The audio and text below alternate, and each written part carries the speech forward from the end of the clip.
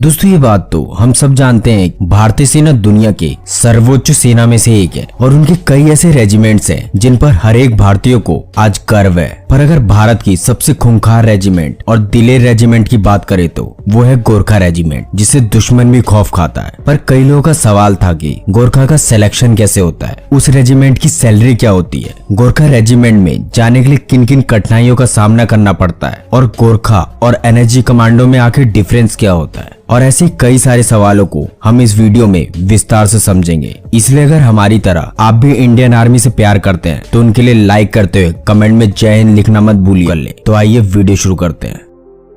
Indian army की Gorkha regiment को दुश्मनों के साथ बहुत ही बहादुरी से लड़ने के लिए जाना जाता है और इसके लिए भारत के फील्ड मार्शल सैम मैनिक्शॉ का कहना है कि अगर कोई व्यक्ति कहता है कि उसे मरने से डर नहीं लगता तो या तो वो झूठ बोल रहा है या तो वो गोरखा है, क्योंकि गोरखा रेजिमेंट इंडियन आर्मी के साथ साल 1815 से जुड़ी है और तब से आज तक कई लड़ाइयों में गोरखा कमांडो ने इंडियन आर्मी के साथ अपनी बहादुरी और अपनी जाबाजी का प्रदर्शन दिखाया है और कई बार योगदान भी दिया है। वैसे तो दुनिया के सिर्फ 3 देशों में जैसे इंडिया, नेपाल और भूटान के पास ही गोरखा रेजिमेंट है, जिसमें गोरखा सैनिकों की ट्रेनिंग सिर्फ 3 फेजों में होती है जो तकरीबन 9 महीने तक चलती है। उस दौरान में पहले 2 फेजों में कठिन पीटी और ड्रिल से गुजरना पड़ता है और पहले फेज में कच्ची मिट्टी पर करीबन 7 सप्ताह तक उसके अंदर जोश और स्टेमिना बढ़ाने के लिए इन्हें हर रोज ड्रिल और पीटी कराई जाती है। इसके बाद दूसरे फेज में सैनिकों को सेना के अनुशासन और तौर तरीके बताए जाते हैं। फिर आता है तीसरे फेज की ट्रेनिंग जो पक्की चट्टान पर होती है, जिसमें करीबन 19 सप्ताह तक इन सैनिकों को चट्टान जैसे जमीन पर ड्रिल करना होता है। इसी दौरान इन सैनिकों के शरीर को लोहा जैसा बना दिया जाता है ताकि आगे आने वाली कोई भी मुसीबत का सामना करने से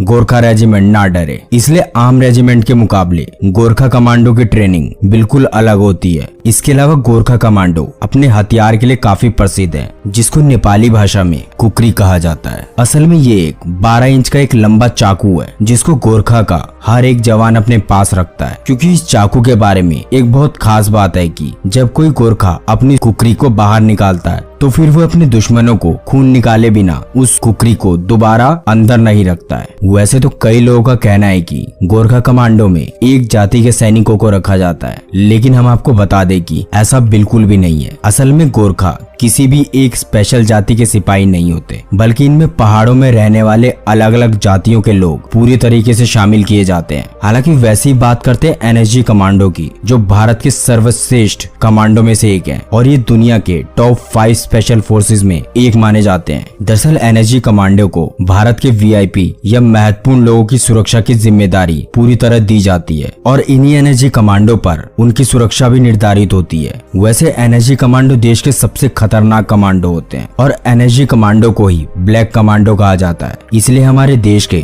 प्रधानमंत्री से लेकर अन्य महत्वपूर्ण राजनेताओं की सुरक्षा के लिए एनएसजी कमांडो को ही तैनात किया जाता है, क्योंकि एनएसजी कमांडो प्रत्येक क्षण किसी भी स्थिति में हर मुसीबत से पूरी तरह निपटने के लिए तैयार रहते हैं। जबकि एनएसजी कमांडो का कहना है कि वह अपने देश की रक्षा करने के लिए अपनी जान तक कुर्बान कर सकते हैं। जैसे गोरखा की ट्रेनिंग बहुत सख्त होती है, उसी तरह एनएसजी कमांडो की ट्रेनिंग भी बहुत कठिन होती है। दरअसल एनएसजी कमांडो को ट्रेनिंग से पहले एनएसजी कमांडो के जवानों को दौड़ में 26 तरह की मुश्किलों का सामना करना होता है और इस ट्रेनिंग में 80% सैनिक असफल हो जाते हैं और मात्र 15 से 20% सैनिक ही अंतिम दौड़ तक पहुंचकर सफलता प्राप्त करते हैं। और इसके बाद अंतिम दौड़ में आए सैनिकों को 90 दिन यानी 3 महीने की एक विशेष ट्रेनिंग दी जाती है, जो एनएसजी कमांडो को शुरुआत में 18 मिनट के अंदर 26 कार्य करने होते हैं और 180 मिनट के ऑब्स्टेकल को मात्र 20 से 25 मिनट में पूरा करना होता है। यानी कोई भी सैनिक अपने समय के दौरान अपना टारगेट पूरा नहीं करता है तो उन्हें उसी वक्त वहां से रिजेक्ट कर दिया जाता है। यानी एनएसजी कमांडो बनने के लिए अपना टारगेट सिर्फ 9 मिनट में पूरा करना होता है, तभी जाकर कोई एनएसजी कमांडो बन पाता है।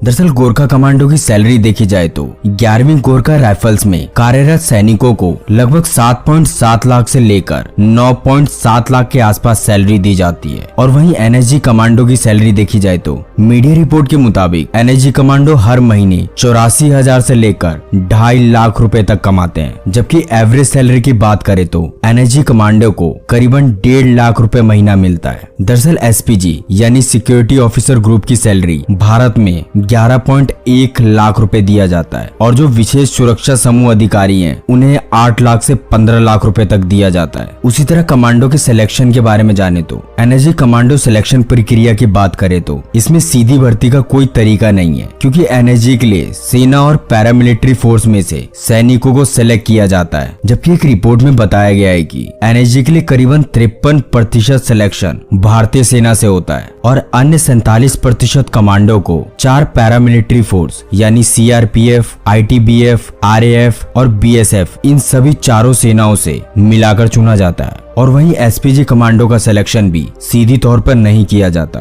क्योंकि ये एक बहुत ही बड़ी पोस्ट मानी जाती है और एसपीजी कमांडो बनने के लिए सैनिकों को कड़ी मेहनत करनी पड़ती है। उसके बाद ही उनकी भर्ती एसपीजी में होती है। भर्ती होने वाले जवानों का सिलेक्शन अमूमन पुलिस, पैरामिलिट्री फोर्स यानी बीएसएफ, सीआईएसएफ, आईटीबीएफ, सीआरपीएफ के द्वारा किया जाता है, क्योंकि एसपीजी कमांडो देश के सभी सिक्योरिटी फोर्स के प्रमुख माने जाते हैं और ये एक ऐसे सैनिक होते हैं जो गृह मंत्रालय के पूरी तरीके से अधीन होते हैं।